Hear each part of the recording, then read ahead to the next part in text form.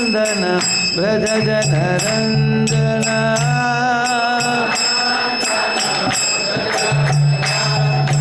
यमुना तीरावनचारी यमुना तीरावन यशोदानंदन व्रज जन रंजन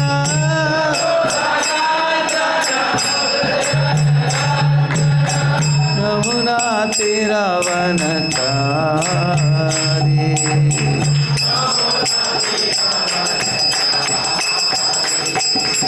हरे कृष्ण कृष्ण कृष्ण हरे हरे हरे राम राम राम हरे हरे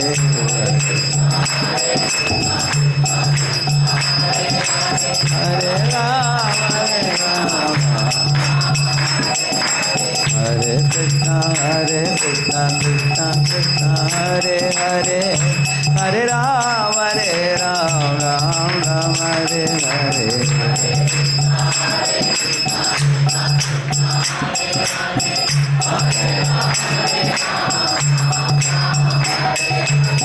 हरे कृष्ण कृष्ण कृष्ण हरे हरे हरे राम राम राम हरे हरे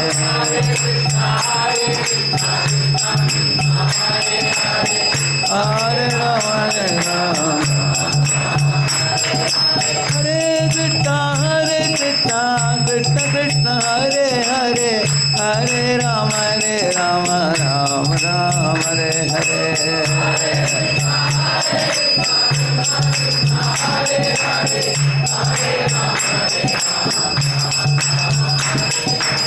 गोविंद जय जय गोपाल जय जय राधा रमण हरि गोविंद जय जय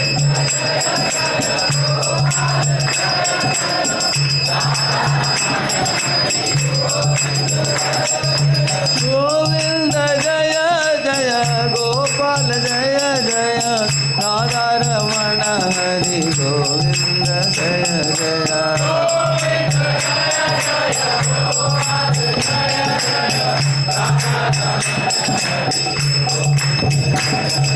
जय गोविंद जय गोपाल जय गोविंद जय गोपाल केशव माधव दीन गया केशव माधव दीन गया जय गोविंद जय गोपाल केशव माधव दीन गया केशव माधव दीन गया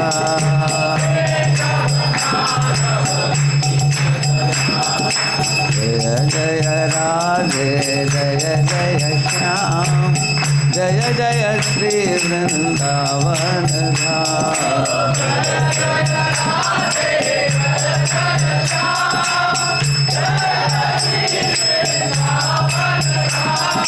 जय जय राधे जय जय श्याम जय जय श्री वृंदावन धाम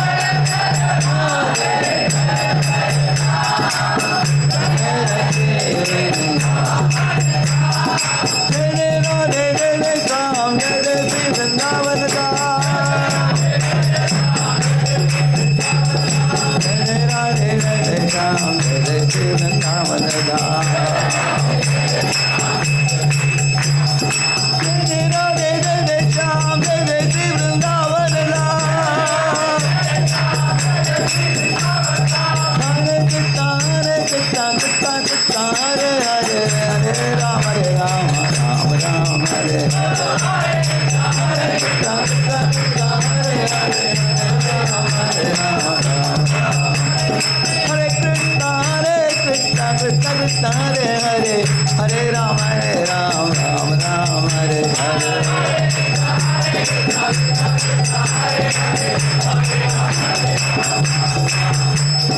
निताई गौरंग जय निताई गौरंग निताई गौरंग जय निताई गौरंग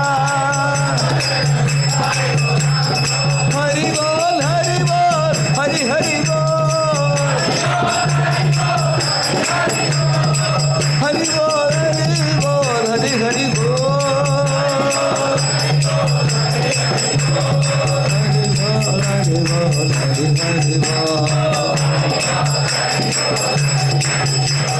प्रभु पदा, जय प्रभु पदा, प्रभु पदा, जय प्रभु पदा। गुरुदेव गुरुदेव गुरुदेव गुरुदेव।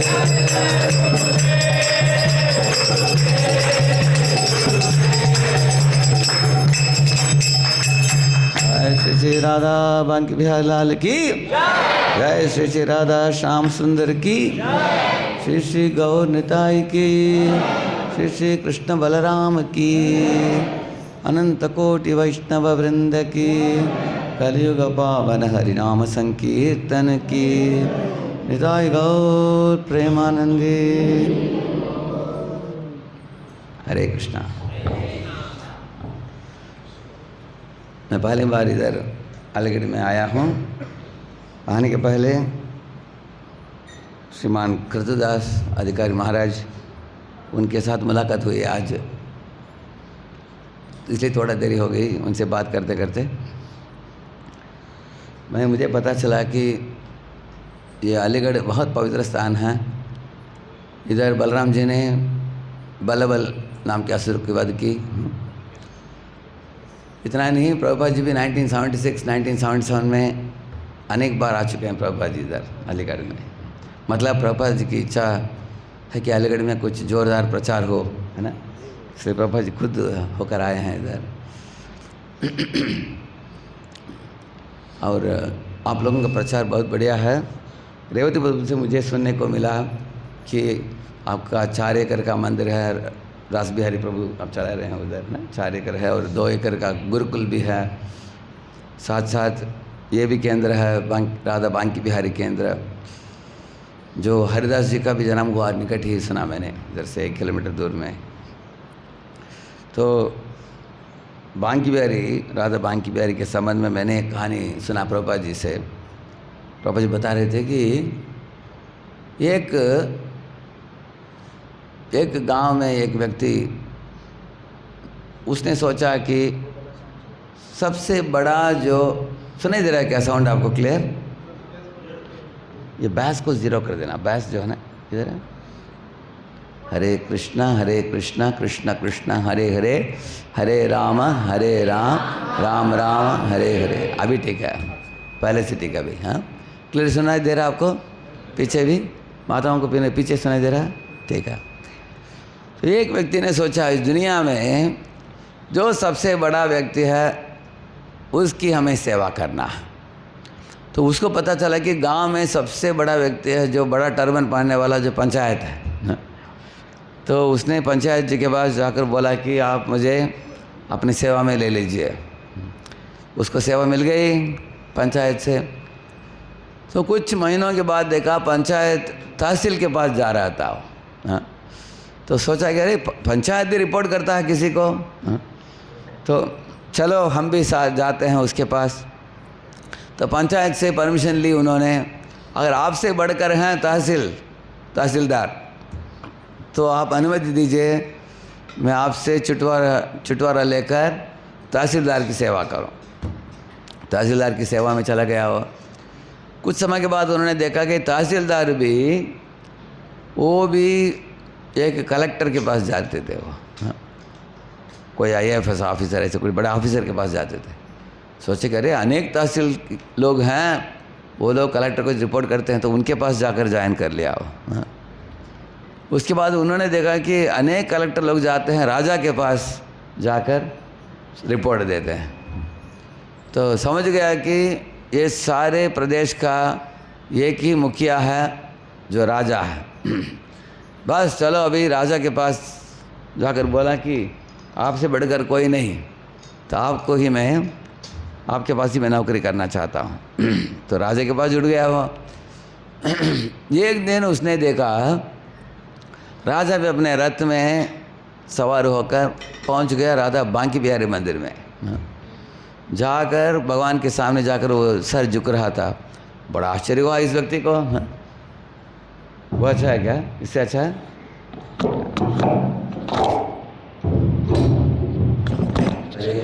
हरे कृष्ण, ये ठीक है। हाँ, हरे कृष्ण, ठीक है। तो राजा झुक रहा था भगवान राधा बांकी बिहारी को। इस व्यक्ति को बड़ा आश्चर्य हुआ, अरे राजा भी झुक रहा है किसी को। राजा के पास जाकर पूछ ही लिया उसने, मैंने सोचा आप सबसे बड़े हो, आप ही झुक रहे हो किसी को। तो अब राजा बोला, देखो भगवान से बढ़कर कोई नहीं है, सब लोग भगवान के दास हैं, ऐसे उनको सिखाया। तब इस व्यक्ति को इच्छा हो गई कि मैं मंदिर में भर्ती होकर भगवान का ही सेवा करूं। हाँ। लेकिन रात को देरी हो गई, 8 बज गई। जो ब्राह्मण था पुजारी, वो मंदिर बंद कर रहा था, वो बड़ा ताला लगाया उसने। तो वो इस व्यक्ति को बोला कि आज नहीं दर्शन, अभी चले जाओ, कल आओ। वो पुजारी तो चला गया, लेकिन वो मंदिर के बाहर ही ये आदमी जो था लेटा रहा हो। हाँ। रात को ठंडी बज रही थी, फिर भी परवाह नहीं की उसने, भगवान को देखने के लिए आतुरता थी। हाँ।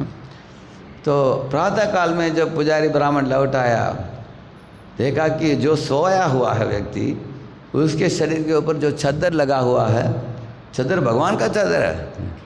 अरे इसको कैसे चादर मिल गई?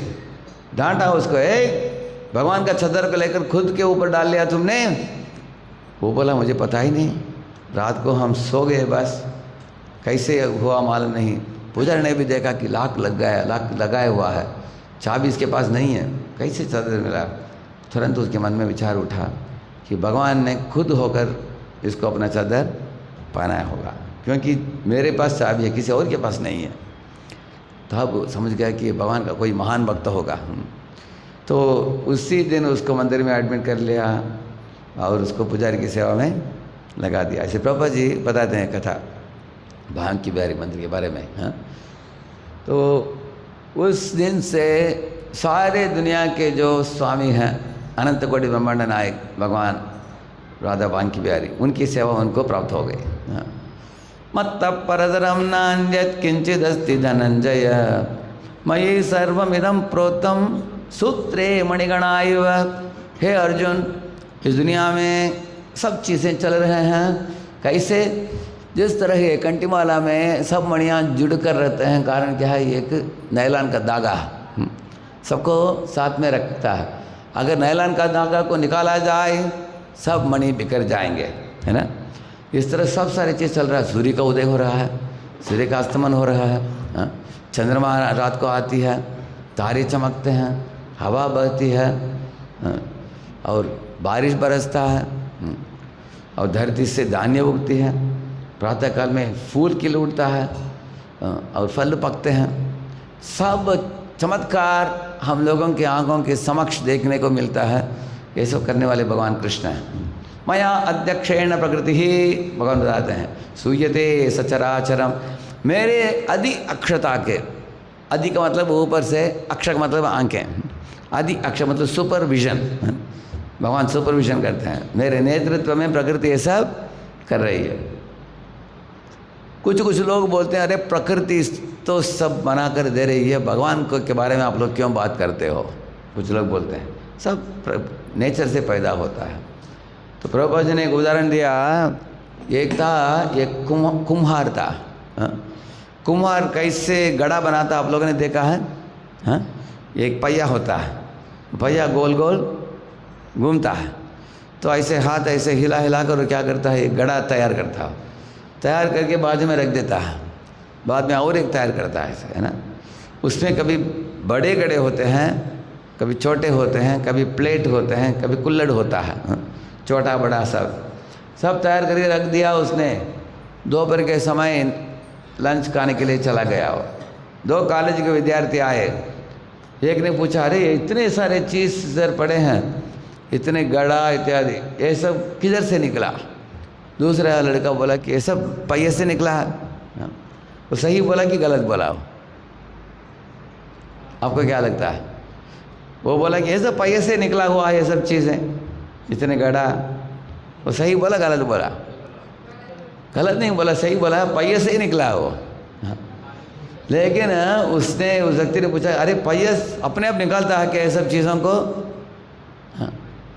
तब उसके मित्र ने बोला, अरे मूर्ख, पहिया अपने आप कैसे निकाल सकता है? इतने तरह तरह के गड़े, बड़ा छोटा प्लेट इत्यादि, वो पहिए को इस्तेमाल करके एक कुम्हार ने ये सब चीज़ों को बनाया है।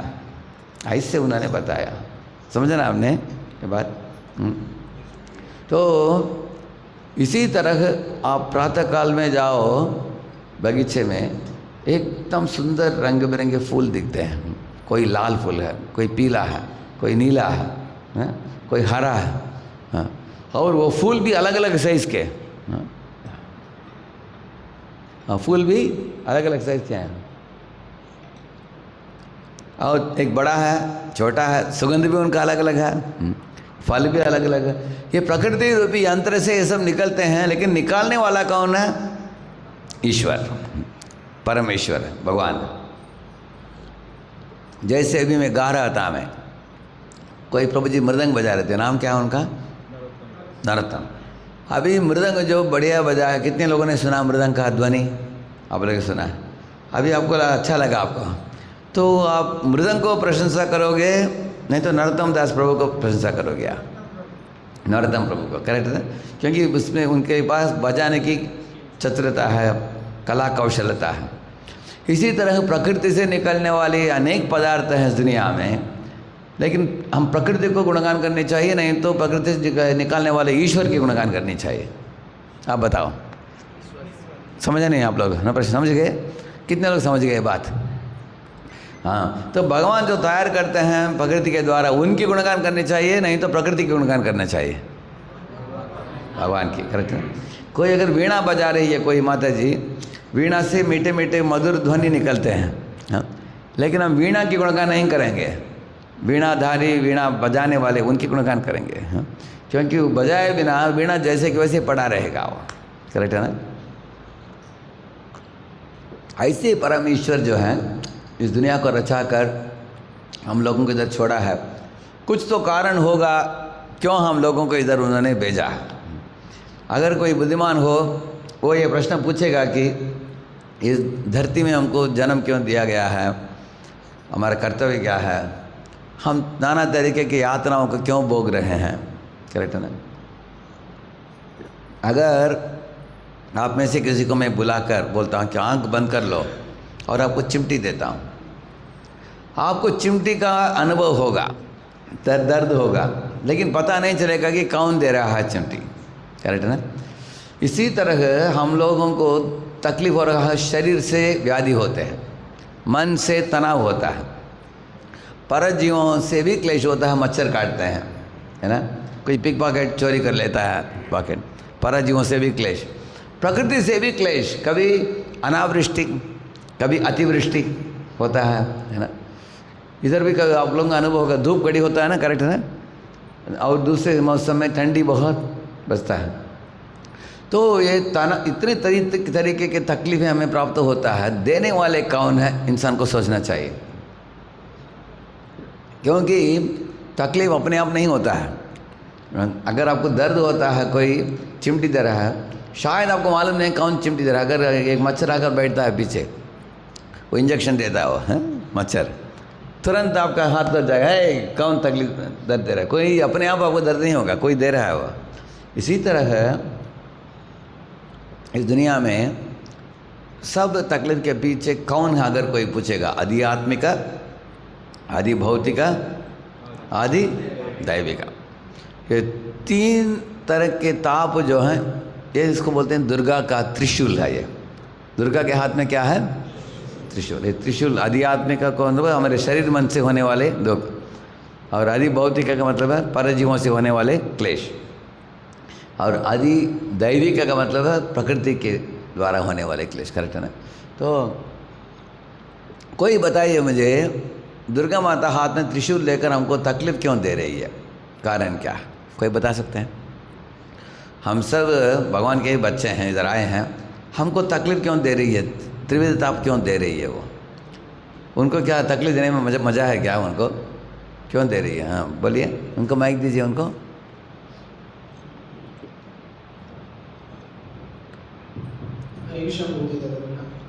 जैसा प्रभु जी व्यक्ति जेल में जाता है, उसको जेल में सुख मिल जाएगा तो वो कहेगा मेरे को नहीं निकलना, मेरे को ये भी बहुत मज़ा आ रहा है। अच्छा। तो हम भी आत्मा हैं, अगर हमको यहीं पे हम फील करने लग जाएंगे, मज़ा आने लग जाएगा, तो कहीं हमको नहीं जाना भगवान के पास। जैसे कई बार लोग सुख में पागल हो जाते हैं, नहीं करते भगवान की भक्ति। अच्छा अच्छा, इसलिए भगवान की भक्ति नहीं करते हैं, इसलिए तकलीफ देते हैं। ठीक है, और कोई इधर एक हाथ ऊपर है।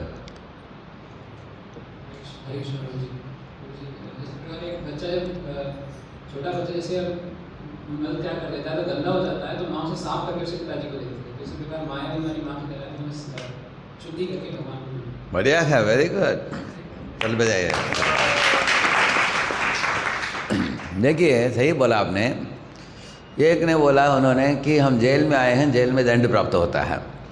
दूसरे ने बोला कि दुर्गा जो है हमको सुधारने के लिए कर रही है। मैं और तीसरा एक विश्लेषण देता हूँ इसका। अगर आप रसोई में जाकर हाथ में चाकू उठा लिया आपने, एक बच्चे ने, बच्चा माँ को बोलता है मैं सब्जी काटूंगा, छोड़ेगी माँ उसको? सब्जी काटने के लिए छोड़ेगी वो? छोटा बच्चा हाथ में चाकू लेगा तो क्या होगा? उंगली काट देगा। तो वहाँ तुरंत बोले चाकू मत छूना बोलेगी। और वो बोलता है ठीक है, गैस स्टोव में जो नीला नीला एक आग निकलता है ना, उसको लगता है कि ये फूल है। वो माँ को बोलता है मैं उसको फूल को छूऊंगा, फूल को पकड़ूंगा, पकड़ने के लिए जाता है। माँ क्या बोलेगी? हे पकड़ना मत उसको, बोलती है ना। नहीं तो हॉल में जाता है, कैमलिन बॉक्स को खोलकर कंपास निकालता है। क्या है कंपास देख रहा है? कंपास मालूम है आपको? कंपास अगर उठाएगा हाथ में, अच्छा है बच्चे को, बड़ा खतरा है, हाँ? अगर आँख के अंदर चला गया तो बड़ा डेंजर हो जाएगा। माँ उसको डांटती है। तो माँ उसको कुछ नहीं करने देती। वो बच्चे को आश्चर्य होता है कि क्यों इतना माँ मेरे पीछे पड़ी है, ये मत करो, वो मत करो, ये मत करो, बोलती है don't do this, don't do this, don't do that, don't do that, ऐसे बोलती है। बच्चा बोलता है ठीक है मैं बाहर चले जाता हूँ। माँ बोलती है अकेले मत जाना, मैं साथ में लेके जाऊँगी मैं, हाँ? अकेले जाओगी तो रोड में ट्रक आएगा, हाँ? ऐसे बोलती है। इसी तरह दुर्गा माता हमको गलत दिशा में जाने से रोक टोक डालती है। आप लोग देखेंगे जो तंबाकू खाता है उसको छाले पड़ते हैं, जो सिगरेट पीता है उसको लंग कैंसर होता है, जो शराब पीता है उसको लिवर सिरोसिस होता है, जो अवैध स्त्री संग करता है उसको विविध तरह के गुप्त रोग होते हैं, हाँ? तो हर एक गलत काम के लिए कुछ दंड रखा गया है ताकि जीव उस गलत दिशा में नहीं जाएगा वो, हाँ? और अच्छे काम करो, जैसे अगर आप प्राणायाम करते हो तो आपका स्वास्थ्य ठीक रहता है। और आप योगासन करते हो, आप योगासन करने से शरीर एकदम तंदुरुस्त रहता है। आप लोगों ने देखा होगा जो लोग 60-70 होने के बाद भी तरुण जैसे दिखते हैं, देखा आपने? जो योग करते हैं, कितने लोगों ने देखा? करेक्ट, हाँ, क्योंकि रेगुलर अगर योगासन करते हैं तो उनका शरीर एकदम तंदुरुस्त रहता है। ऐसे अगर कोई नाम जप करता है, नाम जप करते करते उसके अंदर इंद्रिय संयम आ जाता है।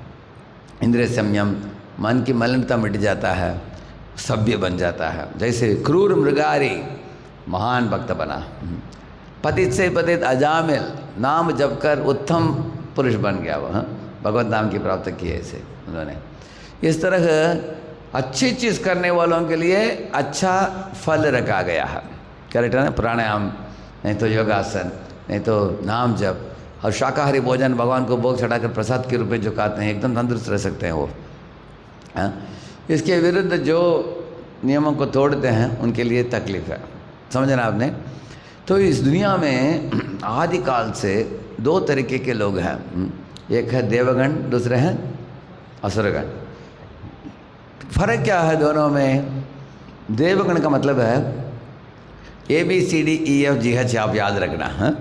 A for absolute truth. Devgan जो होते हैं परम सत्य भगवान को मानते हैं। बी फॉर ब्राह्मणास, ब्राह्मणों को आदर देते हैं, जानते हैं कि ब्राह्मण लोग जो वैदिक ज्ञान को दुनिया को देते हैं, वैदिक ज्ञान को पढ़कर समझकर सिखाते हैं, उन ब्राह्मणों को प्रोत्साहन देनी चाहिए, उनको सपोर्ट देनी चाहिए, दान देना चाहिए। और सी फॉर काउस प्रोटेक्शन, हाँ? गौ माता की रक्षा होनी चाहिए। D for देवतास should be respected. जैसे देवताएं हमको बारिश बरसाते हैं, सूर्य की ताप देते हैं, हवा देते हैं, उनको भी आदर देते हैं। करेक्ट है ना? क्योंकि देवता सब भगवान के ही अंश हैं, ऐसे। और पांचवा ई मतलब एटिकेट्स एंड बिहेवियर। इसका मतलब है सही ढंग से हम वरिष्ठों से, कनिष्ठों से, सम लोगों के साथ हम व्यवहार कैसे करनी चाहिए वो जानते हैं, करेक्ट है ना। वरिष्ठों को आदर देना, सम लोगों के साथ मैत्री जोड़ना, कनिष्ठों को अनुकंपा दिखाना, करेक्ट है ना। ऐसे एटिकेट्स एंड बिहेवियर। माताओं, स्त्रियों को माता के रूप में देखना, करेक्ट है ना। परजीवों को क्लेश नहीं देना, करेक्ट है ना। प्रकृति को शोषण नहीं करना इत्यादि, एटिकेट्स एंड बिहेवियर। और एफ का मतलब है flee to the lotus feet of Vishnu.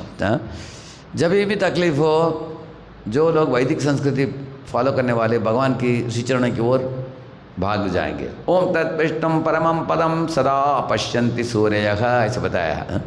भगवान विष्णु के श्री चरणों की ओर दौड़ेंगे वो, flee to the lotus feet of Vishnu. And जी का मतलब है गुडनेस, सत्वगुण। जो लोग सत्वगुण प्रदान होते हैं, देवता लोग, रजोगुण तमोगुण से प्रभावित नहीं है, सत्वगुण से प्रभावित है। जी। हज का मतलब है होली नेम। हाँ, हमेशा भगवान के नामों का उच्चारण करते हैं और मंत्रों का, श्लोकों का उच्चारण करते हैं ऐसे। तो ये सब देवगण के बारे में बोला मैंने। इसके एकदम विरुद्ध है असुरगण। विष्णु भक्त स्मृतो दैव आसुरस्तत् विपर्ययः, ऐसा बताया गया है। जो लोग भगवान विष्णु के सुर में सुर मिलाते हैं वो देवता लोग हैं।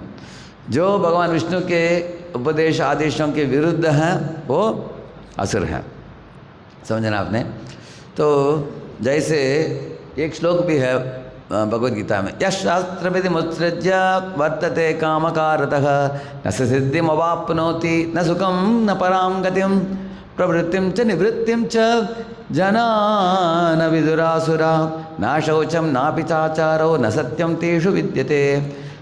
क्या करना चाहिए, क्या नहीं करना चाहिए, ये मालूम नहीं असुरों को बताते हैं। प्रवृत्तिम च निवृत्तिम च जना न विदुरासुरा। ना शौचम, वो शुद्धता नहीं रखते हैं, वो शारीरिक शुद्धता, मानसिक शुद्धता, वाक में शुद्धता नहीं है उनमें।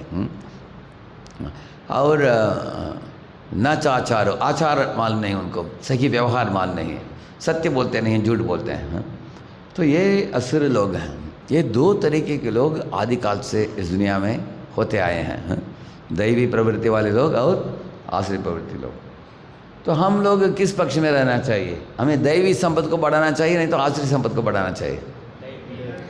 हम लोग इस्कॉन में जुड़े हैं किस लिए? हमारी किस संपत्ति को बढ़ाने के लिए? दैवी संपत्ति को।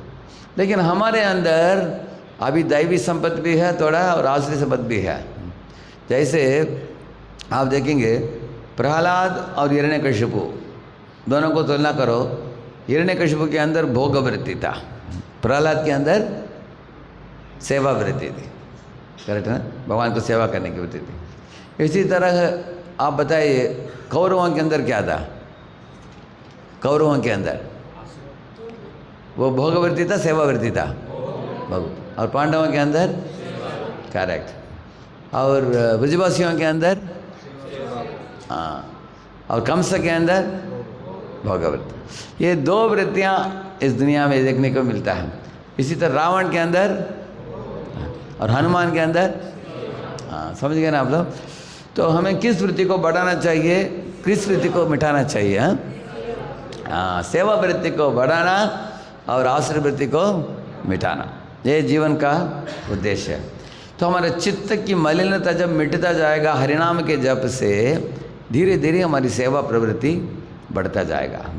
जितना आपकी सेवा प्रवृत्ति बढ़ेगा उतना आप देखोगे कि मन एकदम कापूस जैसे हल्का बन जाएगा।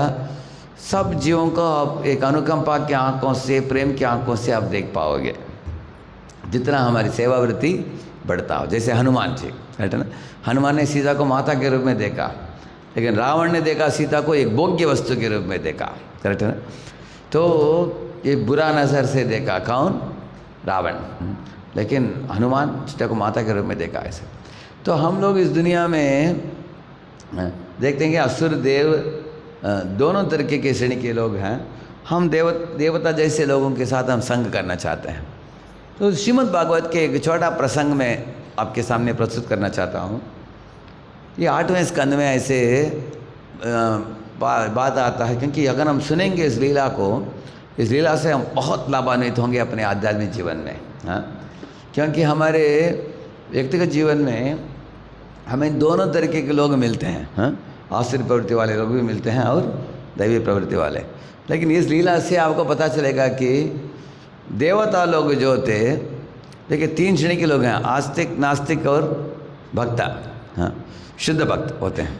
असुर लोग इस दुनिया में भोग ही भोग करना चाहते हैं और शुद्ध भक्त लोग सेवा ही सेवा करना चाहते हैं। लेकिन देवता लोग जो हैं उनको सेवा भी चाहिए, थोड़ा भोग भी चाहिए। ऐसा है, जैसे इंद्र इत्यादि, इंद्र, चंद्र, वरुण, वायु, इनके अंदर थोड़ा भोग भी करने की, थोड़ा कंट्रोल की भी इच्छा है और सेवा करने की भी इच्छा है। तो शुद्ध भक्त जो होते हैं, जैसे हम गोस्वामी के बारे में बताते हैं, जैसे हनुमान के बारे में बताया, गरुड़ जी के बारे में बताया, ब्रजवासियों के बारे में बताया, ये सब शुद्ध भक्त हैं। वो सेवा ही चाहते हैं, दूसरा कुछ नहीं चाहते हैं।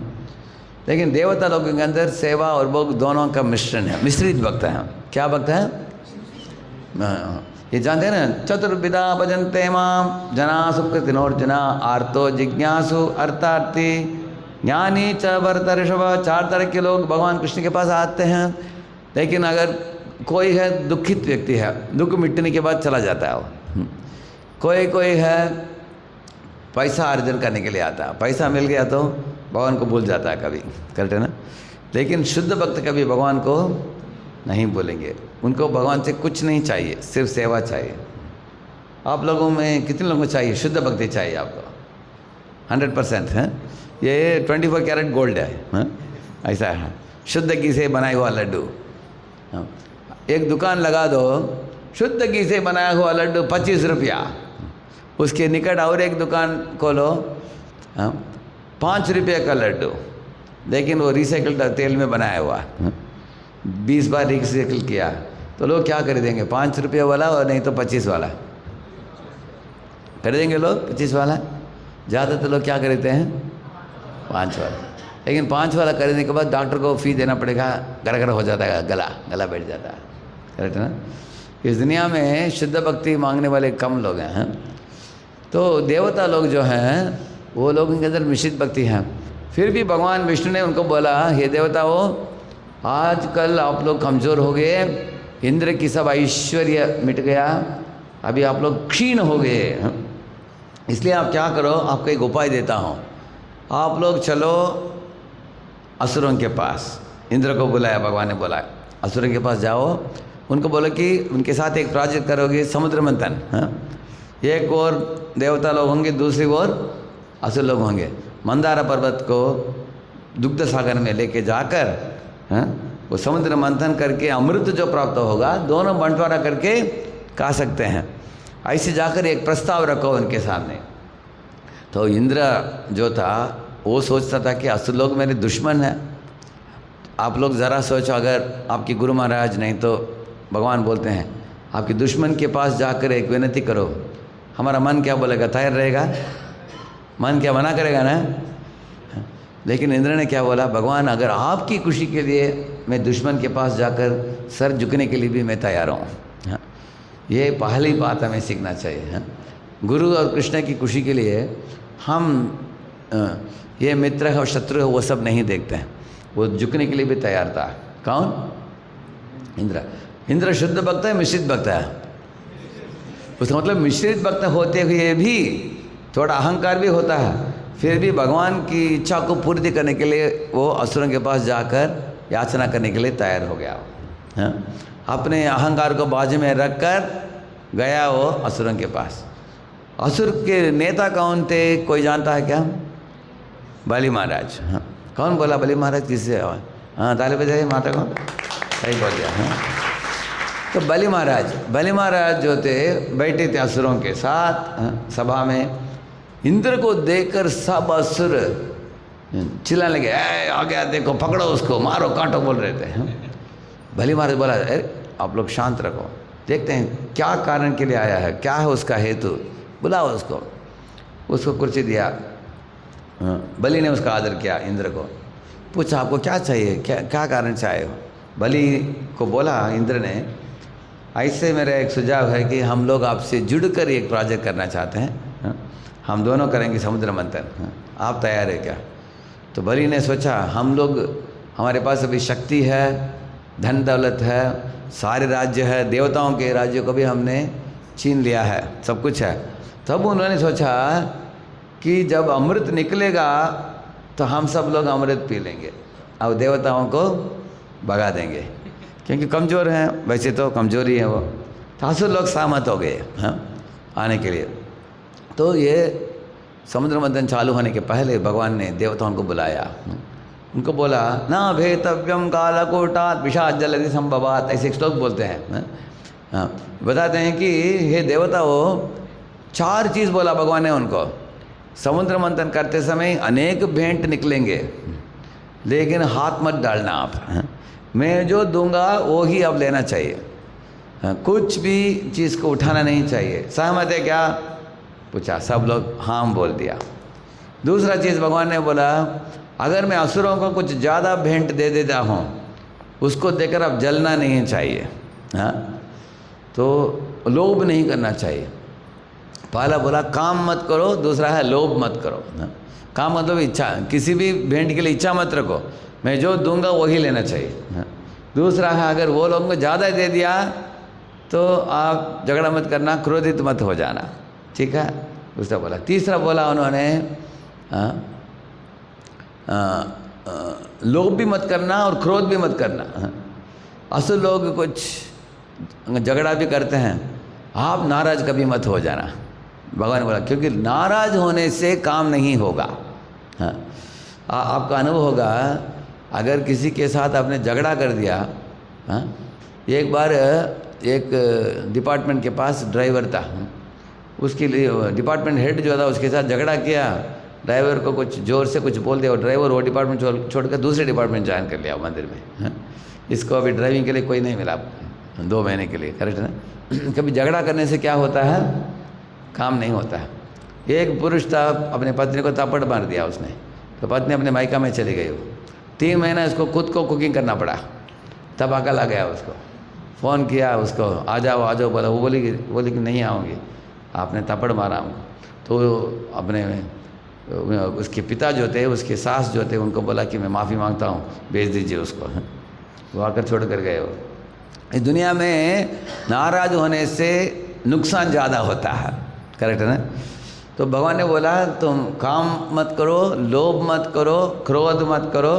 चौथा चीज़ बोला भगवान ने, अगर कुछ ये समुद्र मंथन करते करते कुछ विष निकल आया तो आप लोग प्रोजेक्ट को छोड़कर भाग मत जाओ। कुछ लोग ऐसे भाग जाते हैं, कुछ तकलीफ आ गया था, अरे तकलीफ आ गया, छोड़ कर चले जाते हैं।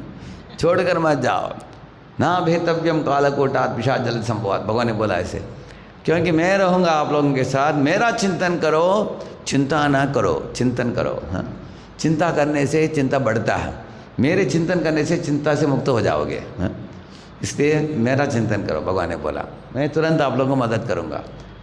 देवताओं ने मान ली, प्रोजेक्ट शुरू हो गया।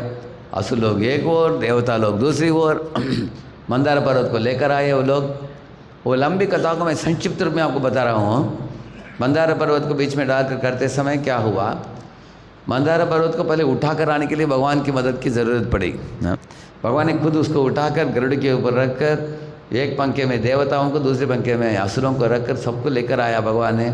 उसके पहले देवता असुर लोग उठाने के लिए प्रयत्न किए, उनके हाथ पैर टूट गया उनका। भगवान ने अपने दृष्टिपात करके उनके हाथ पैर को रिपेयर कर दिया भगवान ने। सबको लेकर आया दुग्ध सागर में। उधर लाने के बाद जब पर्वत को रखा, पर्वत तो उसका बैलेंस नहीं आ रहा है। उसको बैलेंस नीचे देने के लिए भगवान ने क्या किया, अपने आप को क्या अवतार किया उन्होंने, कछुआ का। नीचे कछुआ बनाकर बैलेंस किया उसको। उसके बाद भी पर्वत ऐसे से जा रहा था, तो भगवान ने क्या किया, ऊपर एक अजित नाम का एक रूप में भगवान ने अपने आप को विस्तृत किया। 10 हाथ वाले अजित नाम की, विष्णु का ही रूप है ऊपर। तो अभी ऊपर भी बैलेंस, नीचे भी बैलेंस हो गया, सही हो गया। अभी चालू हो गया, कड़ा कड़ा कड़ा कड़ा कुड़ कुड़ कुड़ कुड़ कड़ा कड़ा कड़ा कड़ा कुड़ कुड़, ऐसे चालू कर दिया है। भगवान खुश हो गए कि अभी प्रोजेक्ट शुरू हो गया। अभी क्या हुआ, असुरों में एक असुर ने बोला, अहेर पुच्छम अमंगलम, अरे हमको विष्णु ने धोखा दे दिया। बोला क्या धोखा दिया, देखो ये वासुकी को रस्सी करके हम लोगों ने प्रोजेक्ट चालू किया है, लेकिन ये वासुकी की पूंछ जो है, एक सर्प का पूंछ, वो अमंगल माना जाता है। हमको पूंछ का साइड दे दिया, देवताओं को मुंह का साइड। मतलब क्या है, हमको अपमानित कर दिया विष्णु ने।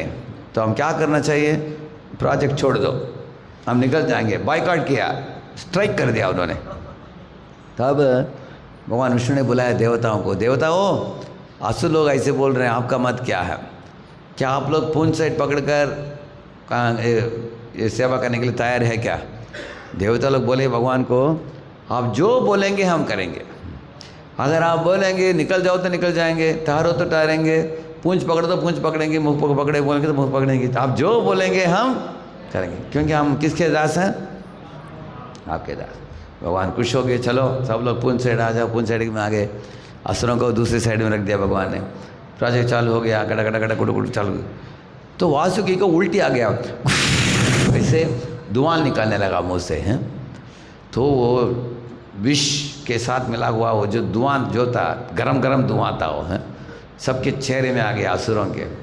असुर लोग तड़पने लगे, चिल्लाने लगे, अरे मूर्ख, आप लोगों ने पूंछ छोड़कर मुख के साइड क्यों मांगा? ऐसे पूछा उसने। तो एक असुर जिसने सुझाव दी थी वो बोला कि अरे मूर्ख, मैं सुझाव दिया लेकिन आप लोगों ने उसको स्वीकारा नहीं, इसलिए आप ही मूर्ख हो। ऐसे वो बोल रहा था। सब दोनों के बीच में झगड़ा हो रही थी ऐसे।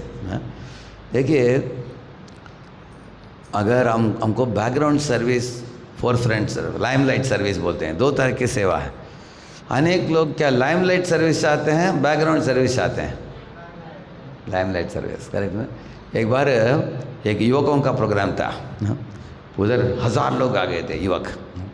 तो एक व्यक्ति था जो मास्टर ऑफ सेरेमनी बोलते हैं ना, जो माइक लेकर स्टेज में बात करता है, सबको स्वागत करता है। वो ट्रैफिक में फंस गया, वो आ नहीं पाया। फ़ोन करके बोला हमको, हमने क्या किया, भक्तों में ढूंढा क्या और कोई है क्या? सेकंड लेवल का दूसरा एक आदमी था, वो बोला प्रभु जी मैं कर सकता हूँ। तो उसका अलो किया स्टेज में आ गया, कार्डलेस माइक उठा लिया हाथ में, प्रैक्टिकली नाचने लगा स्टेज में। खुश हो गया वो, मुझे चांस मिल गया, मुझे सबके सामने मैं ये कर सकता हूँ, बोल सकता हूँ, बोल रहा था वो सबको। और इतने में फ़ोन आ गया कि ट्रैफिक डिसॉल्व हो गया, अभी मैं आ गया। वो व्यक्ति आने के बाद उसको स्टेज में लेके गए, इसको बोले तुम उतर जाओ, अभी उसको बोलने के लिए बोलते हैं। ये बहुत दुखित हो गया, क्या प्रभु जी पहली बार चांस मिला हमको, 2 मिनट में उतार दिया हमने। ऐसे बुरा लगा उसको। वो बोला है कि ये तो अच्छी सेवा थी, आपने क्यों सेवा वापस ले लिया आपने, अभी मैं क्या कर सकता हूँ आज?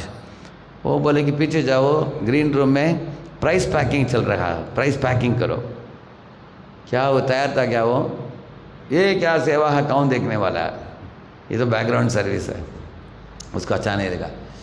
तो उसका एटीट्यूड ठीक नहीं था, समझ में आ रहा है आपको? क्योंकि उसको लग रहा है कि हम जो सेवा करते हैं उसको लोगों के सामने दिखाना चाहिए। ये हेतु के साथ जो सेवा करेगा वो भगवान को प्रसन्न नहीं करेगा वो। हाँ, और हमें सोचना चाहिए कि एक ही व्यक्ति गुरु और कृष्ण को ही हम खुश करना चाहिए अपने सेवा से, बाकी लोग देख के या ना देख के परवाह नहीं है। तो इसलिए भगवान ने जब पूंछ दिया था असुरों को, उनको लगा कि हमको बैकग्राउंड सर्विस दे दिया, देवताओं को फ्रंट लाइन दिया। लेकिन फ्रंट लाइन में आपको बदनाम भी होता है, करेक्ट है? अगर आप स्टेज के ऊपर खड़े होकर कुछ बोलो, दोष आरोपण करेंगे लोग आपको। बैकग्राउंड में करने वालों को कोई दोष नहीं देखेगी नहीं, उनका सेवा दिखता भी नहीं है। तो इस दुनिया में स्पर्धा बहुत है, स्पर्धा प्रचुर मात्रा में है। हम लोग एक इस्कॉन संस्था में जुड़े हैं, ये एक आध्यात्मिक संस्था है। इस संस्था में भी लाइमलाइट सर्विस के लिए स्पर्धा हो सकती है कि नहीं? आपको क्या लगता है, होगा कि नहीं होगा? हो सकता है। जैसे फेस्टिवल के दिन जब कीर्तन होता है, एक प्राइम टाइम होता है, मालूम आपको? प्राइम टाइम जब अभिषेक वगैरह होता है भगवान की, अनेक म्यूज़िक ग्रुप्स चाहते हैं कि उनको चांस उस समय मिले। क्यों चाहते हैं, कौन बोल सकता है? हाँ, करेक्ट क्या? उस वक्त सब लोग हैं, हज़ारों लोग हैं उधर, 2000-3000 लोग रहेंगे। उनको लगता है कि अब भी हम कीर्तन करेंगे सब लोगों को पता चल जाएगा कि हमारा म्यूज़िक ग्रुप की यश कितना है, हम कितने महान हैं।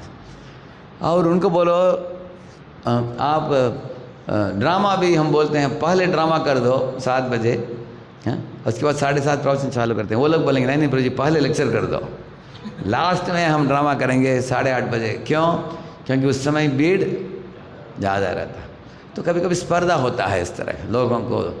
हम भक्ति दिखाने के लिए नहीं करते हैं, हम भक्ति भगवान की खुशी के लिए करते हैं, ये बात है। तो असुरों को चाहिए था मुख वासुकी की दिया गया, लेकिन उनको दुआ खाना पड़ा उनको। हाँ, भगवान ने बोला, अभी भी असुरों ने बोला अभी हम छोड़कर चले जाएंगे। क्यों? क्योंकि धुआं निकल रहा है। भगवान ने बोला रुको, अभी धुआं नहीं निकलेगा। भगवान ने क्या किया, वासुकी को तमोगुण में डाल दिया, असुरों को रजोगुण में, देवताओं को सत्वगुण में। तब वासुकी सो गया, इसलिए धुआं नहीं निकला। तो प्रोजेक्ट वापस चालू, कड़ा कड़ा कड़ा कुड़ कुड़ कुड़ कुड़ कड़ा कड़ा कड़ा कुड़ चालू गया। ऐसे चलते समय भेंट निकलने लगे। उच्चैश्रवा नाम के एक घोड़ा, एक ऐरावत नाम के एक हाथी, ऐसे अलग अलग चीज़ निकलने लगे। ऐसे निकलते समय कुछ मणियाँ में निकलने लगे। भगवान ने कुछ कुछ चीज़ों को असुरों को छोड़ दिया लेने के लिए। जैसे वरुणी नाम की वरुणी मिली, उसको भगवान ने उनको दे दिया। ऐसे निकलते समय एक हलाहल निकला, जैसे मैंने बताया। तो हलाहल को देखते ही असुर लोग डर गए। अरे अभी विष निकल रहा है, हम तो अमृत ढूंढते हुए आए, अगर विष के कारण मर भी जाएंगे हम, क्या होने वाला है। वो भागने के लिए तैयार थे वो। तो भगवान ने बोला आप लोग चिंता मत करो, अभी महादेव शिव जी को बुलाते हैं। हाँ? शिव जी को बुलाया गया। आप लोग जानते हो शिव जी अपने हाथ में लेकर विष को पीने के बाद उनका नाम क्या पड़ा, नीलकंठ बोलते हैं उनको। उसके बाद एक कौस्तुभ मणि निकला, कौस्तुभ नेकलेस निकला। तो उस नेकलेस को लेकर भगवान खुद ही पहन लिया उसको। तो कुछ कुछ लोग पूछते हैं अरे भगवान की आदत समझ में नहीं आ रहा है हमको। अरे विष जब आया शिव जी को पिला दिया, जब अच्छा एक नेकलेस आया खुद पहन लिया, ये क्या भगवान का स्वभाव ऐसा है क्या? कुछ लोग पूछते हैं। उनको मालूम नहीं, जब विष निकला भगवान ने सोचा कि शिव जी की यश को बढ़ाना चाहिए। हाँ? क्योंकि उस दिन से शिव जी का नाम जगत प्रसिद्ध हो गया। क्या हो गया उनका नाम? नीलकंठ माधव। हैं, क्योंकि अति कृपालु परम दयालु, सब जीवों को भलाई करने वाले हैं। ऐसे शिव जी जो हैं चराचर गुरुम लोक गुरुम मुनि नाम गुरुम हैं, ऐसे भागवत में उनके गुणगान हुआ है। उस जगत के गुरु हैं वैष्णवानाम ताशम गुरु। ऐसे महान वैष्णव सब जीवों को मन में रखते हुए उनकी भलाई के लिए उन्होंने विष पिया। तो भगवान ने उनके यश को और भी बढ़ा दिया भगवान ने। और जब मणि नेकलेस जब निकला, भगवान ने सोचा अरे एक शामंतक मणि जो था सत्यराजित के पास, उसके कारण 5 लोगों की खून हुआ। करेक्ट है ना? उनके भाई जो था प्रसेन, वो शामंतक मणि से सोने निकलते थे हर दिन। उसको पहनकर घोड़े के ऊपर गया उनका भाई, नाम क्या था उसका? प्रसेन। जंगल में एक शेर ने उनको देखा, फाट करके उनको मारकर शेर ने उठा लिया शामंतक मणि, खुद पहन लिया शेर। उसके बाद जांबवा ने शेर को देखा, फाट करके वो थप्पड़ देकर शेर को मार दिया और खुद उसको लेकर खुद पहन लिया। और अपने गुफा में जाकर उसको पहना, उसको लटका दिया, किसको? बच्चे को खेलने के लिए। उस समय भगवान कृष्ण ढूंढते हुए आए शामंतक मणि को जंगल में। तब जामवान के पास पहुँचने के बाद जामवान के साथ झगड़ा किया। किसके साथ? वही जामवान जो प्रभु रामचंद्र के भक्त था वो, लेकिन कृष्ण को पहचान नहीं पाया नाराज होने के कारण, इसलिए झगड़ा किया। भगवान ने इतना कुश्ती किया उनके साथ, उनके हड्डी पसली हो गया उनका। वो सोचा मर ही जाऊंगा मैं, इतना कमज़ोर हो गया वो बोला कि आप तो प्रभु रामचंद्र होने चाहिए, क्योंकि दुनिया में किसी के पास इतना ताकत नहीं मुझे मारने के लिए। भगवान ने मुस्कुराया, उन्होंने बोला सही समझ गया तुम। हाँ जामवान, चिंता मत करो, मैं तुम्हारे सब हड्डी नस सब ठीक कर दूंगा। तब भगवान ने उनको मसाज कर दिया। हाँ पूरा मसाज करके जैसे कि वैसे एकदम मजबूत कर दिया उनको। किसको? जामवान को। जामवान खुश होकर उनको मणि को भी दे दिया भगवान को, और अपने बेटी जाम्बवती को भी दे दिया विवाह में। तो भगवान उसको प्राप्त करके वापस लौट आए।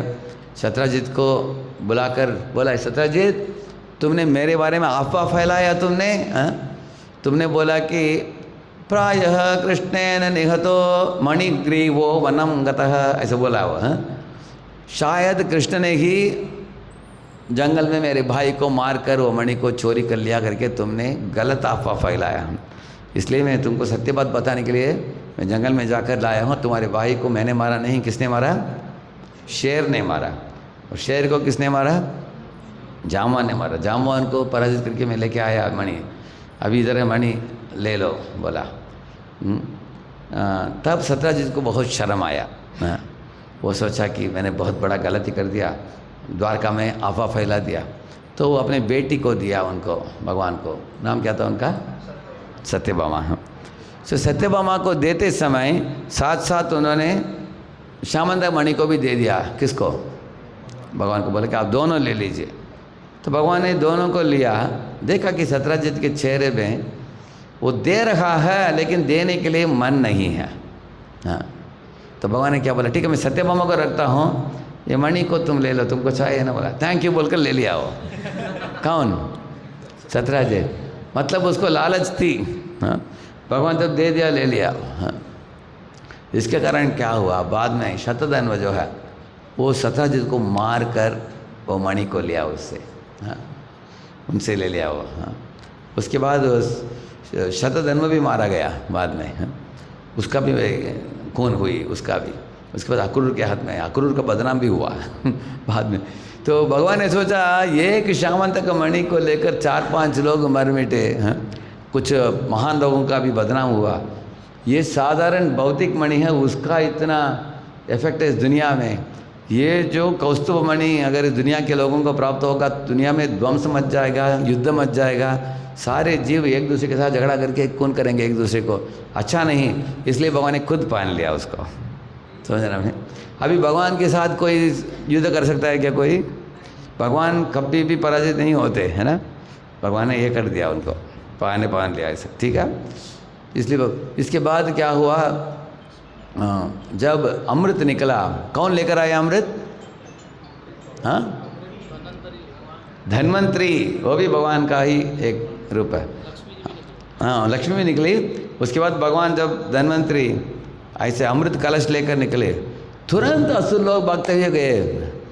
असुरों के बीच में बड़ा झगड़ा हुआ। हाँ, एक असुर था जयंत, वो छीन लिया भगवान के हाथ से। भगवान के हाथ से कोई छीन सकता है क्या? वो अगर छीन सकता है कोई, वो भी भगवान का लीला है। हाँ, जैसे कभी कभी माता पिता जो है बच्चों के साथ खेलते हैं ऐसे, भगवान बोला अच्छा छीनना है तुमको, ले लो, नो प्रॉब्लम, अभी देखो मैं क्या करूँगा। एक हाथ से भगवान ने छीनने के लिए छोड़ दिया, बाद में मोहिनी मूर्ति बनकर उसको वापस ले लिया। करेक्ट है ना? करेक्ट है ना? तो जब छीन कर गए, मितक्कलिरभूतेषां तदर्थे तर्ष चेतसाम अहम पूर्वम नत्वम इति प्रभो, ऐसे बोला उन्होंने असुर लोगों ने। वो बोला, असुरों के बीच में खली मच गया, युद्ध मच गया। वो लोगों ने बोला कि मितक्कलिरभूतेषां तदर्थे तर्ष चेतसाम, उनका चेतना में इतना युद्ध करने की और वाद विवाद करने की भावना थी। अहम पूर्व, मैं पहले पीऊँगा अमृत, तुम नहीं, ऐसे बोल रहे थे वो लोग। ऐसे बोलकर वो छीन कर भाग रहे थे। उसमें 2 तरह के असुर थे, एक है बलशाली, दूसरा है कमज़ोर। तो कमज़ोर असुर वो बैठ गए, सोचे कह रहे इनके साथ झगड़ा कौन करेगा। और बलशाली असुरों के बीच में भी बड़ा झगड़ा हुआ। इसलिए वो बलशाली असुर कौन है? वो कैपिटलिस्ट है। कमज़ोर असुर कौन है? कम्युनिस्ट है। तो ये लोगों ने क्या बोला, हे असुर लोग, हे मित्र लोग, बांट कर खाना चाहिए, ऐसे बोला उन्होंने। और वो लोग क्या बोला, बलशाली असुर लोग, वो लोगों ने बोला कि माइट इज़ राइट, अगर बल हो तो दिखाओ, आओ इधर। तो वो लोग ले लिया, उनके बीच में भी झगड़ा मच गया। इतने में मोहिनी मूर्ति निकली। मोहिनी मूर्ति प्रभुपाद जी बोलते हैं लक्ष्मी से भी ज़्यादा खूबसूरत थी वो, क्योंकि मोहिनी मूर्ति कौन है? हाँ, वो उनके काले बाल, उनकी आंखें तारों के समान चमक रहे थे, उनकी आंखें कमल के पंगुड़ियों में जैसे। हाँ, और कमर में बहुत अच्छा एक ज्वेल का बेल्ट पहने थे वो, ऐसे अच्छे अच्छे कपड़े पहने थे, अच्छे अच्छे आभूषण पहने थे। जब वो चलती आई, जैसे एक मयूर चलती है, इस तरह वो चलती हुई आई हो। तो उनको देखकर सब असुर मोहग्रस्त हो गए। हाँ, तो वो सब असुरों की ओर तिरछी नज़र से उन्होंने देखा। हर असुर ने सोचा कि ये मेरे से आकर्षित है और मुझे विवाह करेगी, ऐसे उन्होंने सोचा। तो तब उन्होंने क्या कर दिया, ये कलश जो था उनको दे दिया। बोला कि देखो हम लोग आपस में झगड़ रहे हैं, आप ले लो और क्या करो, आप हमको बंटवारा करो। वो बोली अरे आप लोगों को मालूम भी नहीं कि मैं कौन हूँ? हाँ? आपने पूछा नहीं मेरे पिता कौन है, पति कौन है? हाँ?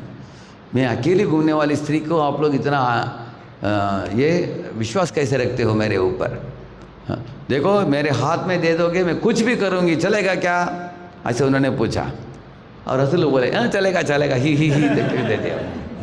आप जो करना चाहते हैं करो, क्योंकि सब असुरों ने सोचा कि इसके सामने जेंटलमैन होनी चाहिए। हाँ, अगर हम सज्जन नहीं होंगे ना, विवाह नहीं करेगी वो। हाँ, इसलिए सब लोग एकदम जेंटलमैन जैसे बात करने लगे उसके साथ। तो बोले ठीक है सब लोग चलो, सब लोग बैठ जाओ। सबको पंक्तियों में बिठा दिया। दूसरी ओर देवताओं को पंक्तियों में बिठाया। हाँ, बिठाने के बाद क्या किया, मोहिनी मूर्ति चलती गई उनके बीच में, असुरों के बीच में ऐसे। तो उनको उनकी नूपुर की ध्वनि सुनी, उनकी खूबसूरती देखने को मिली, उनकी शरीर की सुगंध सूंघने को मिली, बस अमृत नहीं मिला उनको। सारे के सारे अमृत वितरित कर दिया, किसको? देवताओं को। तो बाद में असुर लोग देख रहे थे, अरे हमको कुछ नहीं दिया। तुरंत तो मोहिनी मूर्ति अपने रूप को बदल लिया, चतुर्भुज रूप दिखाया। सशंक चक्रम सगिरीट कुंडलम सपीत वस्त्रम सरसीरुहेक्षणम सहार वक्षस्थल शोभि कौस्तुभम नमामि विष्णुम शिरसा चतुर्भुजम, बोलते हैं ना। चतुर्भुज रूप था उनका, शंख चक्र गदा पद्म धारण करते हुए, मुकुट के साथ, कुंडल के साथ, भगवान विष्णु शिव से चिन्ह था उनके वक्षस्थल पर, कौस्तुभ मणि था। वो सुंदर रूप दिखाकर भगवान अप्रकट हो गए। तो ये लीला के अंत में सुखदेव गोस्वामी दो श्लोक बोलते हैं। उधर क्या बोलते हैं वो, असुर और देवता लोग दोनों का प्रोजेक्ट एक ही था और दोनों एक ही समय वो प्रोजेक्ट किया। दोनों के पास जो यंत्र थी, जो वासुकी थी इत्यादि, मंदार पर्वत थी, वो भी एक ही था, उसमें फ़र्क नहीं। काल भी एक ही था, समय भी एक ही था, और दोनों का कसरत भी एक समान था, उसमें भी फ़र्क नहीं है। लेकिन देवताओं को अमृत मिला, असुरों को नहीं मिला। कारण क्या है? क्योंकि देवता लोगों ने भगवान की बात माना, असुर लोगों ने भगवान की बात, बस इतना ही बोलते हैं वो। If you agree with will of Lord you will attain perfection. करिष्ये वचनम तव, ऐसा अर्जुन ने बोला ना। भगवान की मत को मानकर चलो और सहयोग दो, तुम्हारे जीवन में आपको भविष्य बड़ा उज्ज्वल है आपका। लेकिन भगवान और गुरु के इच्छा के विरुद्ध चलो, मनमानी करो, आपको जो अमृत मिलना है कृष्ण प्रेम वो नहीं प्राप्त होगा। यही लेसन है ये लीला से ना। तो आप देख सकते हैं इस दुनिया में झगड़ा जब होता है, जो सहिष्णु होता है वो पक्ष में भगवान होते हैं। अभी अम्बरीश और दुर्वास मुनि है, सहिष्णु कौन है? हाँ, अम्बरीश, तो उनके पक्ष में थे विष्णु। प्रहलाद और हिरण्यकशिपु, ब्रजवासी और कंस, और पांडव और कौरव, आप लोग देख सकते हैं। इसलिए अगर हमें भी भक्तों के समूह में झगड़ा भी होता है, आप सहिष्णु बनो, भगवान आपके साइड में आ जाएंगे। करेक्ट है? आप देखेंगे पांडव लोगों ने बोला 5 गांव दो हमको, बस बाकी सारी दुनिया का तुम शासन करो। कितना अच्छा डील था दुर्योधन के लिए। 5 गांव देना क्या बड़ी बात है क्या उसको? एक कोने में 5 गांव दे दो, बाकी पूरा दुनिया का शासन करो। वो सहमत था क्या? वो कितना निपट मूर्ख देखिए। सारी दुनिया ले सकता था, लिया नहीं। अगर पांडव लोगों ने आधा भी लिया, आधा दुनिया पांडवों के लिए, आधा दुनिया कौरवों के लिए, वो भी हो सकता था। अगर युधिष्ठिर महाराज को पूरा का पूरे राज्य भी दे दो, इतना वो महान महात्मा है, धर्मात्मा है वो, दुर्योधन को ज़रूर कुछ एरिया देंगे ये करने के लिए, शासन करने के लिए। लेकिन दुर्योधन इतना हट करने वाला था आश्चर्य प्रवृत्ति वाला था, करेक्ट है ना। तो अभी मैं जो मिला कर्तुदास अधिकारी महाराज को मिला अभी, उनको मैंने पूछा मैं जा रहा हूँ अलीगढ़, आशीर्वाद दीजिए, और मैं किस विषय के ऊपर मैं बोलूँ, ऐसे पूछा मैंने उनको, आपकी क्या इच्छा है, अब उसके अनुसार मैं बोलूँगा। उन्होंने 2 विषय बोला। उन्होंने बोला कि अगर भक्ति मार्ग में जो प्रामाणिकता के साथ लगता है, कोई पुरुष हो स्त्री हो लगती है, उनके चित्त जो है प्रसन्न हो जाता है। Anyone is genuinely engaged in devotional service, they become blissful in devotional service. यह पहली बात बोला उन्होंने। इसलिए हर एक को इस दुनिया में वैदिक साधना भक्ति जो है, प्रातः काल में उठकर गंभीरता से नाम जपना, भागवत का अध्ययन करना, आरतियों को उतारना, भगवान के लिए फूल चढ़ाना, सर झुकना, ये हर एक भक्तों को गंभीरता से इसको लेना चाहिए। क्योंकि ये करने से प्रातः काल का प्रोग्राम जो है ना 4:30 से 9 करते हैं, वो हमारे आध्यात्मिक जीवन का बुनियाद है। वो इट्स अ फाउंडेशन। जैसे एक बड़ा इमारत खड़ा करना हो तो पहला हम क्या करते हैं, हम बुनियाद डालते हैं। बुनियाद जैसा है, नींव है वो। और इसके बारे में बोला उन्होंने, अगर वो नींव सही डाला हमने तो पेड़ से फल फूल इत्यादि प्राप्त होता है। इस तरह हर एक भक्त को ऐसी साधना भक्ति हम करें जिससे हमारे चित्त प्रसन्न हो। इसमें एक महत्वपूर्ण बात है, अगर हम साधना भक्ति करके गर्वित हो जाते हैं कि मैं महान भक्त हूँ, तो वो गर्व से दूसरे भक्तों के साथ झगड़ा होगा। इसलिए हमें भक्ति भी तीव्रता से करनी चाहिए, लेकिन गर्व नहीं करनी चाहिए, नम्र भावना के साथ सेवा करनी चाहिए। ये पहली बात है। दूसरी बात उन्होंने बोला, इस विषय के ऊपर आप जोर दीजिए कि भक्त लोग हमेशा एक दूसरे को सहयोग देते हुए इस संस्था को आगे बढ़ाना चाहिए। क्योंकि महाराज बोले कि प्रभुपाद जी की आदेश थी, if you want to show your love for me, cooperate with one another to keep the mission together.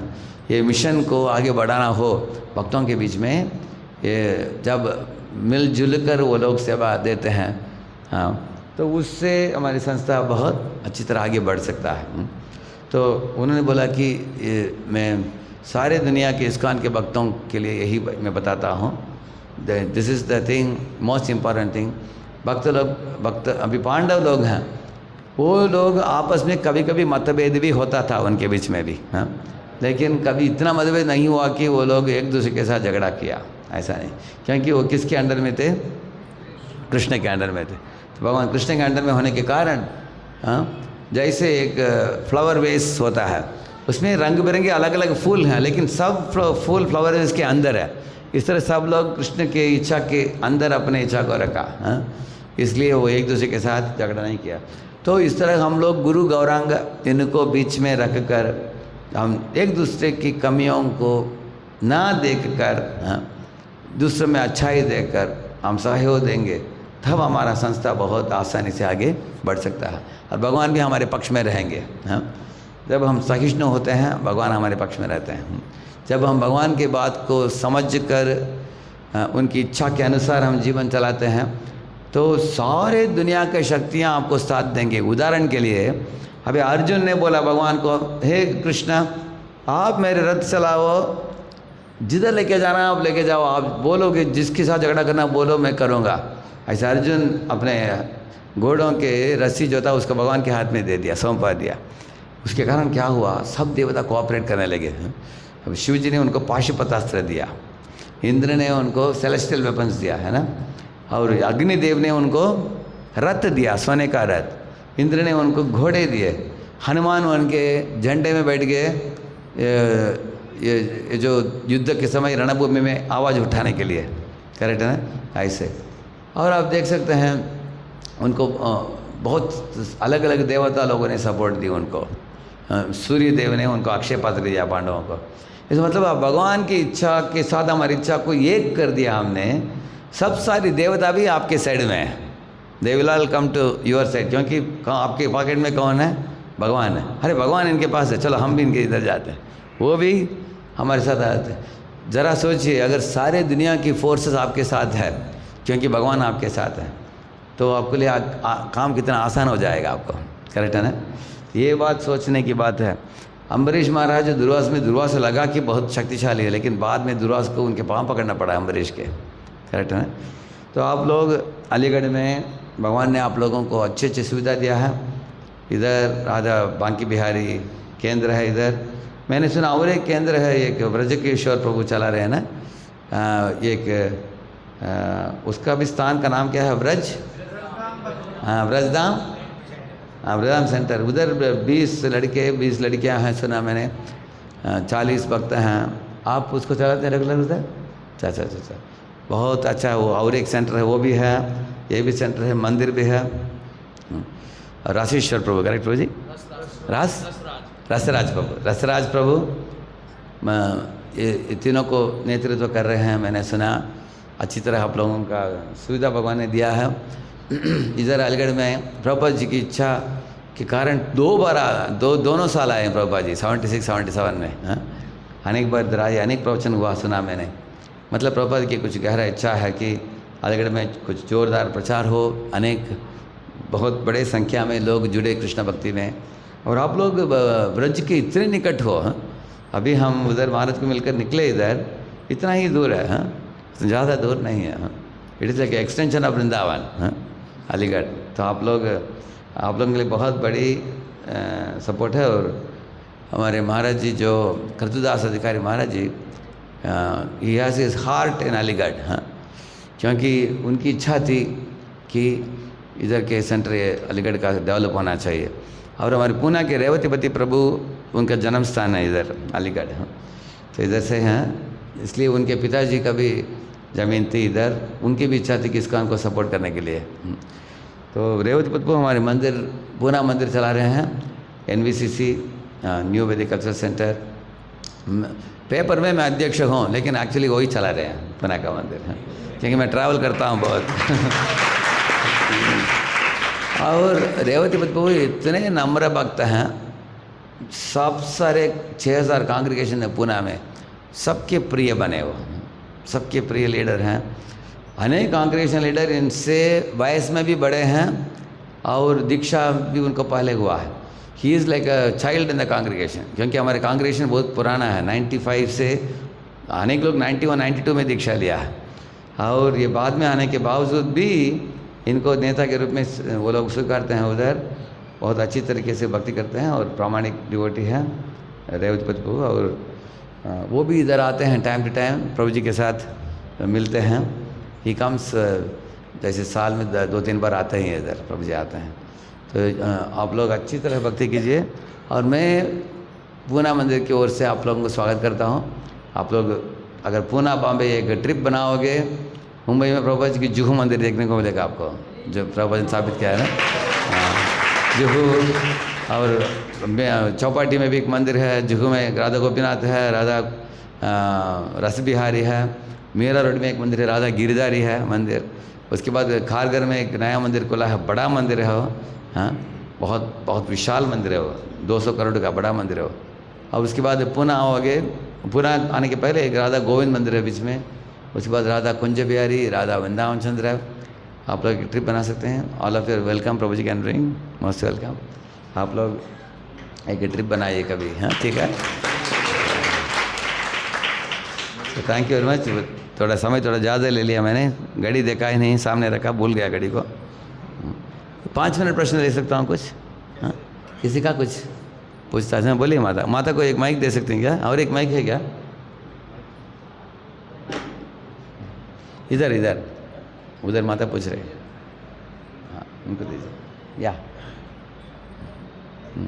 हरे कृष्ण माता, बोलिए। ऑन कर दिया उसको माता? हरे कृष्णा प्रभु जी, कोट बार प्रणाम आपको। और प्रभु जी, बहुत राधा कृष्ण भगवान की कृपा है कि हम अभी तक आपको फोन पे देखते थे। आज उनकी कृपा से और व्यक्ति प्रति प्रभु जी के आशीर्वाद से हम आपका दर्शन कर पा रहे हैं। तो प्रभु जी, सबकी तरफ से मैं आपको थैंक यू बोलती हूँ कि आपने अपना इम्पोर्टेंट समय निकाला। मेरा ये क्वेश्चन है प्रभु जी, काफी दिन हो गए इस मार्ग पे चलते हुए, अभी कोशिश कर रहे हैं, हम अपने को भक्त नहीं बोलेंगे, लेकिन उस राह पे चलने की कोशिश कर रहे हैं। तो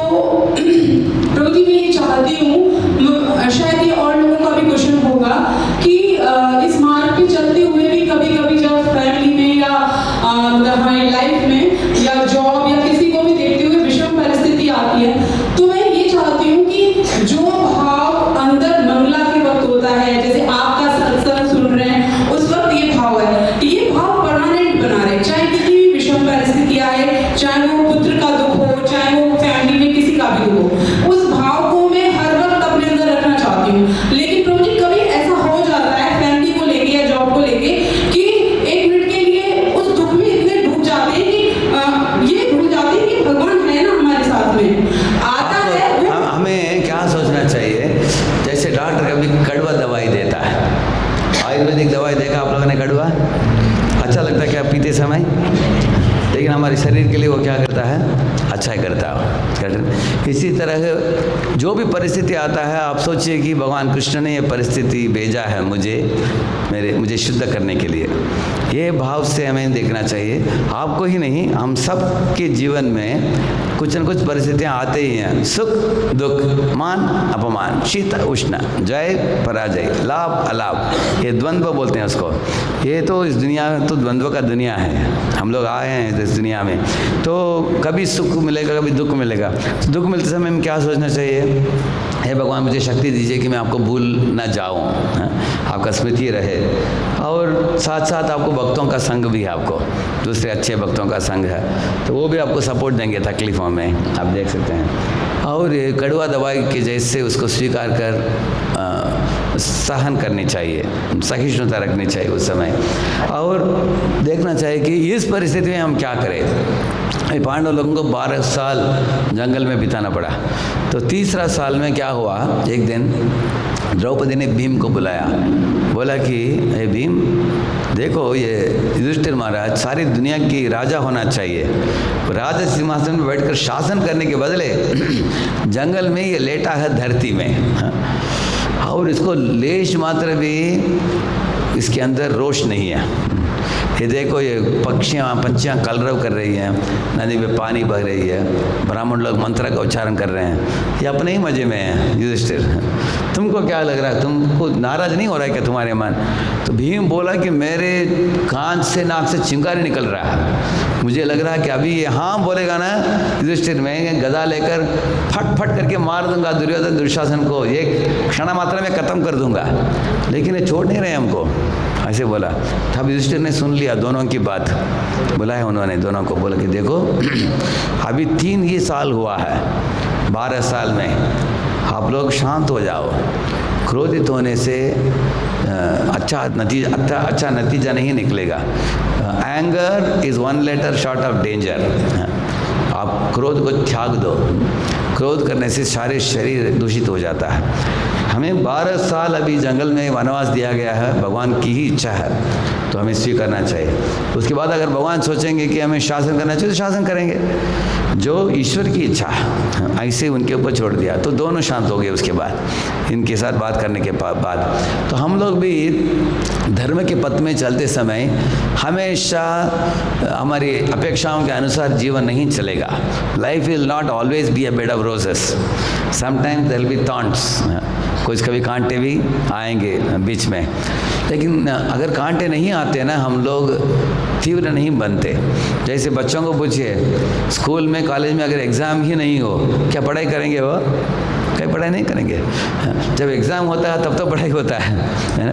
इसी तरह जीवन में भी भगवान कुछ परिस्थितियों को भेजते हैं हमारी शुद्धता को बढ़ाने के लिए, ऐसे हमें स्वीकारना चाहिए और आगे बढ़ते जाना चाहिए, और जितना हो सकता है हमारी ओर से उन तकलीफ़ों को कम करके हम अच्छी तरह भक्ति कैसे किया जाए हम ट्राई कर सकते हैं। But after you are trying, Hare Krishna, बैठ खत्म हो गया।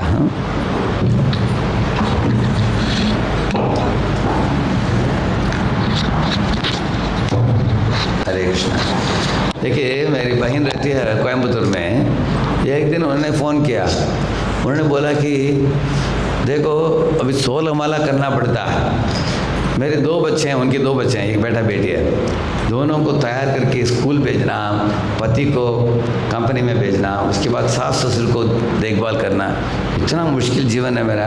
और जब से मैं इस्कॉन में जुड़ी हूँ, अभी 16 माला करना इतना लगता है कि बहुत बड़ा बोझ बन गया, ऐसी बोली वो।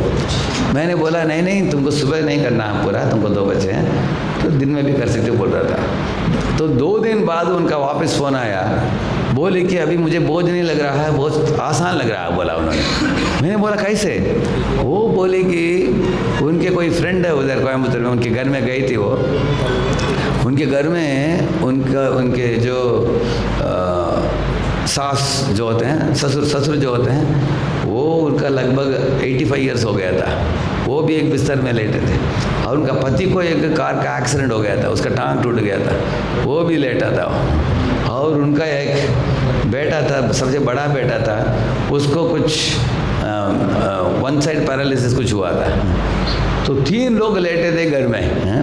और ये माता जी जो थी तीनों को देख रही है और मंदिर में भी जाकर वो हार बना रही है भगवान के लिए और 16 माला भी कर रही हो।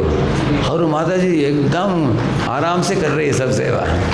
तो मेरी बहन उनको देखने के बाद बोली कि हे भगवान, इस तरह का परिस्थिति किसको नहीं होना चाहिए। वो बोले कि हमारे घर की बात इतना बुरा नहीं है। इसलिए हम आध्यात्मिक जीवन में हमसे ज़्यादा तकलीफ के बीच में भी अच्छे भक्ति करने वालों को देखना चाहिए।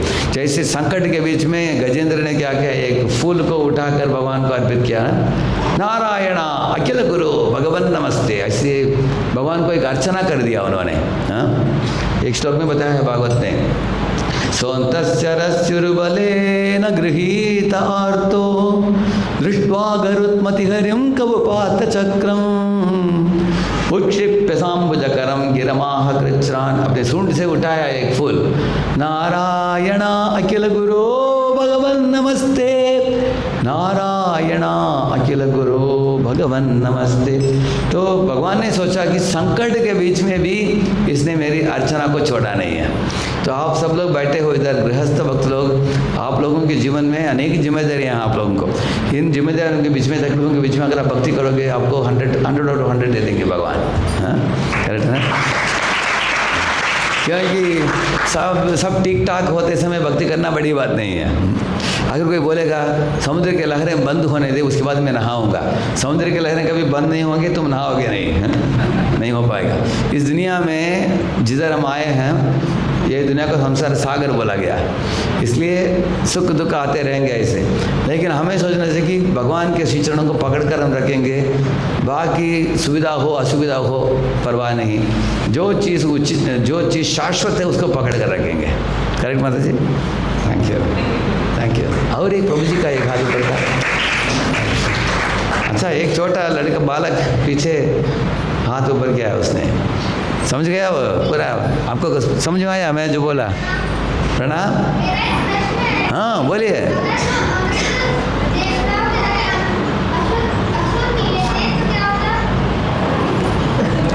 देवताओं को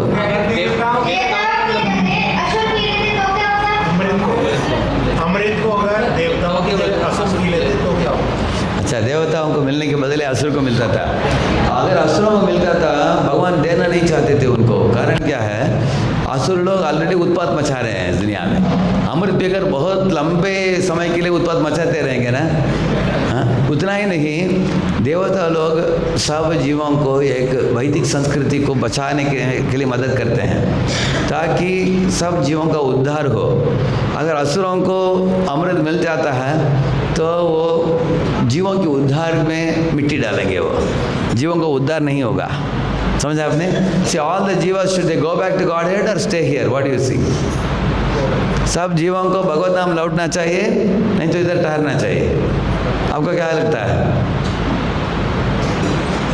आप समझ गए? all of us should go back to Godhead or stay in the material world. What do you think?